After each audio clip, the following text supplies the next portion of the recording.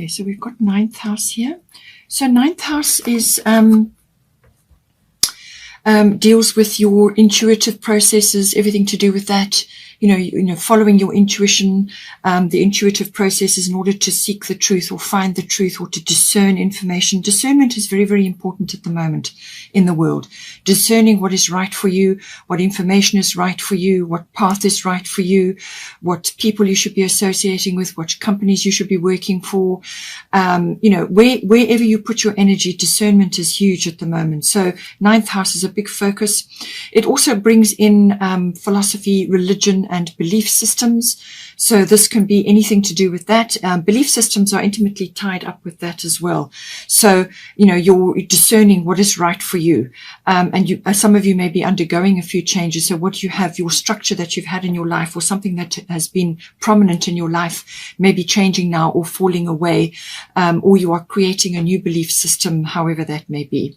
This also covers higher education. So this is university level education. It can also be adult education. So this would be expanding or exploration using the mind, expanding your skills and so on.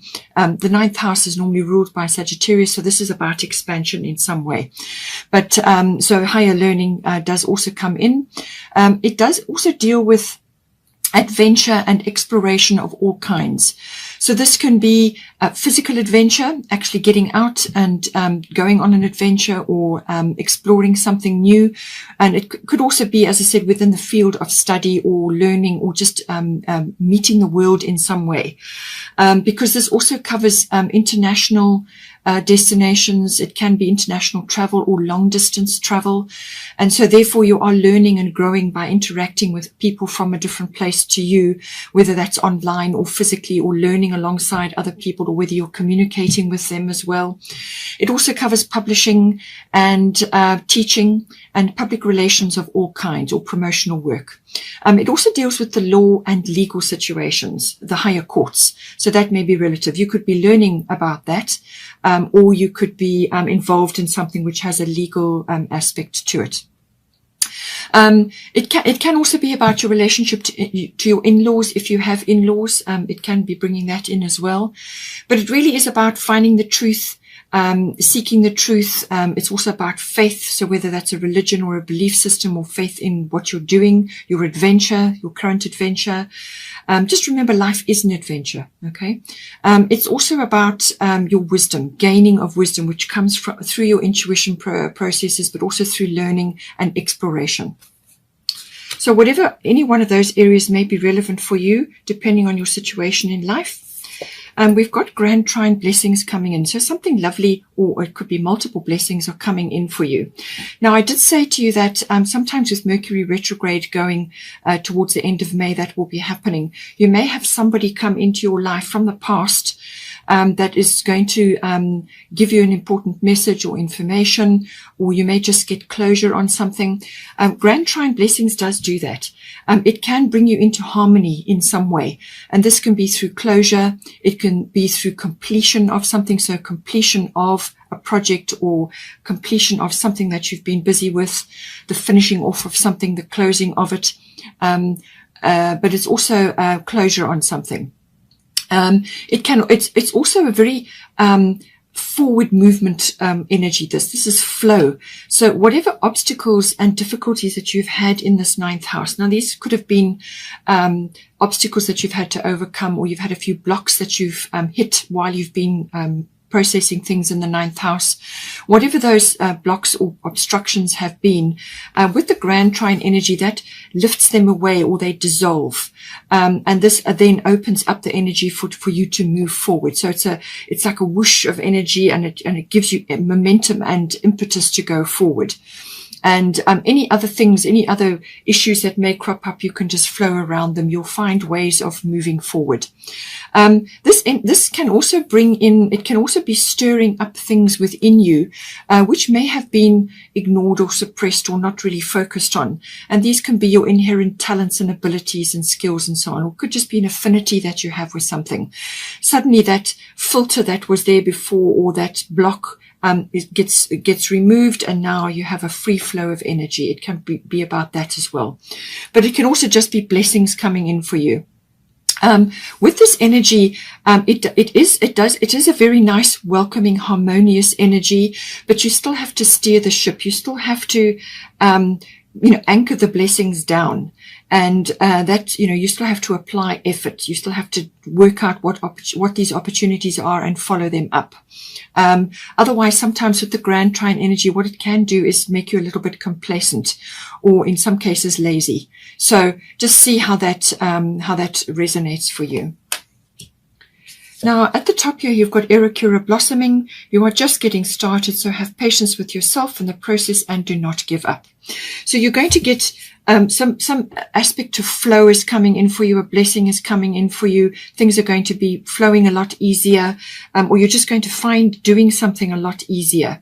But she's saying here that don't get discouraged by any obstacles that do pop up or things that do pop up.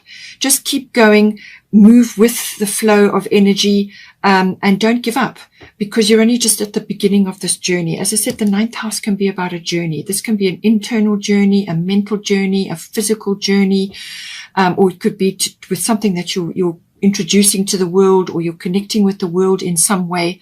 So it's like blossoming. So you're just at the start. You're only just, on your journey now. So don't get discouraged. Don't procrastinate things. Don't put things off. Don't lose your way. Don't get distracted. Just keep going. Have faith in yourself and the universe, and know that you will get there. And you've got a lovely, something like a wind in your sails, or a lovely flow of energy coming into you now. So this will help you move forward.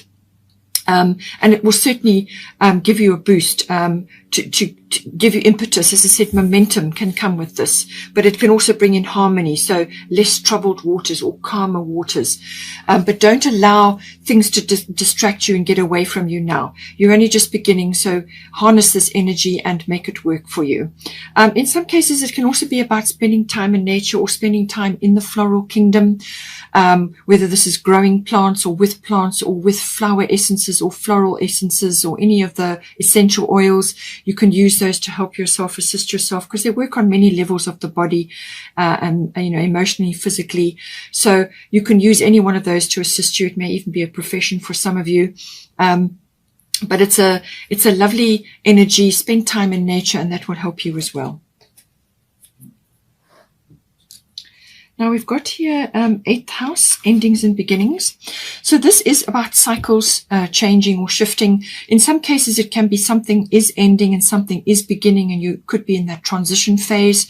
It could be the end of a chapter. You may have completed your studies, and now you're starting the actual working life, or you've completed something and now you're starting something else, or you're moving in a different direction. It can be any one of those sorts of energies. But a chapter is ending and a new one is beginning. And it could also be a cycle shift. So you could have ended a big cycle in your life, and now you're beginning something new. It could also be related to a relationship, but it's normally the 7th house is a committed relationship, and the 8th house is the nuts and bolts of that relationship. So this can be a one-on-one personal relationship, or it can be a business partnership. How is that going to fit together? The material and emotional resources, how are you going to put those together? And so it takes in all kinds of financial aspects as well. This is the finance house. This deals with big finances like assets, banking, accounting, tax, insurances, investments. And in some cases, it can be legacies and inheritances, if that is something that you're working on, or if you're a mature person, that may be relevant for you. So it can also, in some cases, be like a death of something, or it can be the death of a person. Sometimes it can be the passing of somebody, but it's normally the death of like the ego, or some aspect of your life which is not serving you anymore, or you've outgrown. And this is where the beginnings come in, a fresh start or a new direction or whatever. And it could also be applying to your finances. Perhaps you are shifting and changing something because whatever it was that you had before has now completed, and you need to rearrange things somehow, whatever the situation may be. It can also be about sexuality. And certainly you've got Venus coming in here, and you've also got cycles and rhythms. So this could very well be the case for you. It could be about the the rising up of that, or some sort of shift or change in that. Perhaps you've got a partner now, or somebody's coming in, or it could be that there's like a regeneration or a renewal. Regeneration and renewal is a theme for this house anyway, so this could be in any area of the eighth house, whether that's financially or sexually, or whether it's within some sort of cooperation, like a business partnership or an actual partner relationship. But it can also be, this card can also bring in birthing things. So whether it's a physical birthing, or whether it's birthing of a new idea or a new business or a new path in life. In some cases, it can also be about, with all of this working things out between you and another, in like a partnership or a relationship. It can also be about there can be a little bit of a power struggle in that, and that is why sometimes you have an ego death, which can appear in this house. And lastly, it's also about the rising up of your psychic abilities as well. You may be having really deep impressions, or really being on point with that. I mean, you are anyway, being a Scorpio, but this may just be sharpening that very valuable tool that you have. Okay, Scorpio, I hope you enjoyed that. Please take care. Have a wonderful, wonderful month. Please don't forget to like and share, or like and subscribe. And I will see you next time.